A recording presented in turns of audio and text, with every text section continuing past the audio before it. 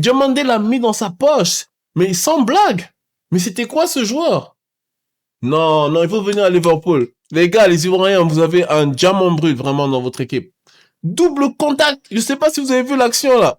Double contact, il rentre dans la surface, boum, il fait une frappe, bon, ça va dans le ciel. Yo les gars, bienvenue dans le débrief aujourd'hui du match entre la Côte d'Ivoire et l'Équateur. Honnêtement, force à nos éléphants, force à nos frères éléphants. Hein. Vous avez tué ça vraiment. Ce match-là, si vous ne l'aviez pas gagné, ça aurait été un hold-up. Ça aurait été un hold-up footballistique. Parce qu'on va pas se mentir, l'Équateur, ils sont venus en mode arambol. Ok, ils sont venus en mode arambol. Dès qu'ils avaient plus le ballon, c'était du 5-3-2 défensif. On le voyait très clairement. Une ligne défensive qui était dont le chef était Moises Caicedo. Et Moises Caicedo, moi je le connais très bien parce que je suis la première ligue. Il joue à Chelsea. C'est un joueur qui est très physique. C'est un joueur qui aime bien aller au contact. C'est un joueur qui va couper les lignes, qui va intercepter les passes. Un milieu défensif classique. Mais là, aujourd'hui, ce qu'on a vu dans le match, grosso modo, c'était un milieu défensif qui était attentiste. Il reculait constamment, il criait vraiment, il laissait l'espace aux attaquants ivoiriens pour venir provoquer. Et extrêmement attentiste, un football défensif, un football arambol du côté de l'Équateur qui aurait facilement pu mal tourner parce que c'est le genre de jeu que tu fais quand tu as peur de ton adversaire et que tu sais que techniquement tu es un peu inférieur. Alors ce que tu fais, c'est que tu défends et dès que tu as un peu de chance, tu vas en contre-attaque et tu essaies de planter un but rapide. Dieu merci, les Ivoiriens sont aussi très très forts à ce jeu-là parce qu'ils sont extrêmement explosifs et extrêmement rapide. On l'a vu, hein, le match de l'Australie par exemple contre la Turquie, c'est ce qui s'est passé. Les Australiens ont joué un jeu défensif, une masterclass défensive en fait. Ils étaient des fois dans leur propre surface, surface de réparation, ils étaient genre 8 à un moment donné, j'ai compté. On défend tous ensemble et dès qu'on a la contre-attaque, on va chercher notre joueur là, je connais pas son nom là, mais le gars on dirait Speedy Gonzalez tellement il est rapide. Et puis il allait planter un but de profondeur comme ça. Donc c'était un peu ça que j'ai vu aujourd'hui avec l'Équateur. Mais c'était pas compliqué, c'était pas simple. Ok, j'allais dire c'était pas compliqué, c'était pas simple. Faut pas oublier que l'Équateur, c'est une équipe qui n'a pas été battue. Beaucoup de gens ne s'en rendent pas compte. C'est une équipe qui n'a pas été battue depuis octobre 2024 là. C'est-à-dire qu'aujourd'hui, la Côte d'Ivoire vient de taper une équipe qui a pas perdu depuis octobre 2024. Leurs 15 derniers matchs, c'était, si je me trompe pas, un truc comme 8 matchs nuls et 7 victoires. En fait, c'est les rois des matchs nuls. Et puis de mettre des victoires, de planter des 1-0 ici et là. Et si c'est des équipes vraiment faibles, ok, là, ça va jouer et puis ils vont aller faire du 2-3-0. Pas une équipe facile à jouer, hein, quand même. Et de l'autre côté, faut pas non plus négliger la Côte d'Ivoire. Sur les 9 derniers matchs, la Côte d'Ivoire, c'est une défaite, 7 victoires et un match nul.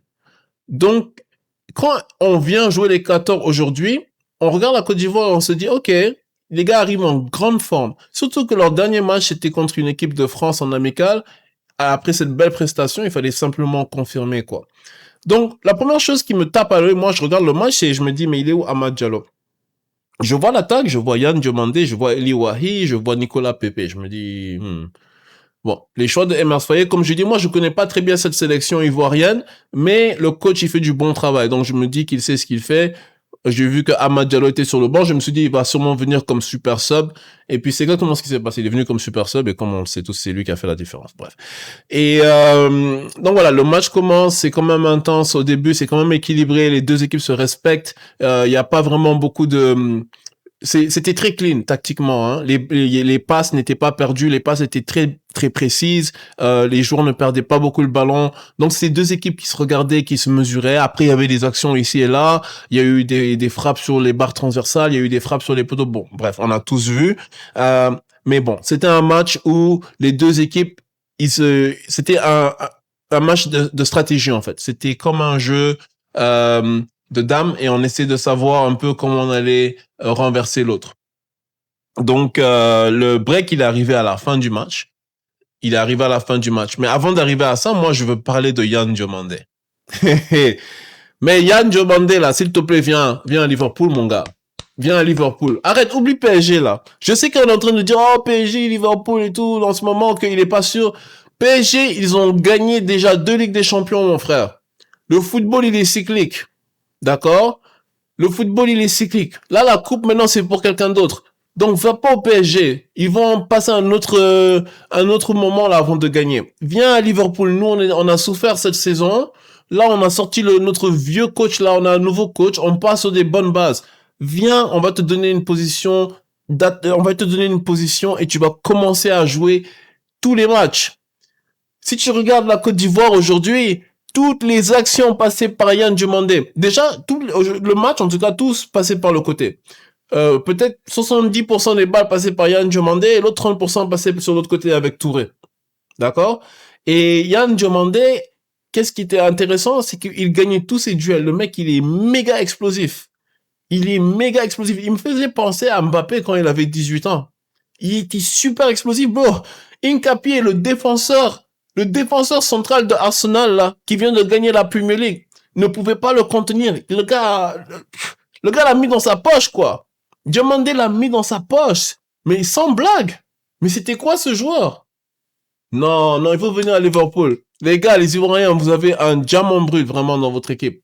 Double contact. Je sais pas si vous avez vu l'action là. Double contact. Il rentre dans la surface. Boum, il fait une frappe. Bon, ça va dans le ciel. Et c'est ça le problème de nos équipes africaines. On a tellement de talent. C'est fou. Mais la finition, c'est toujours une question. C'est toujours un point d'interrogation. Et c'est ça qui nous manque.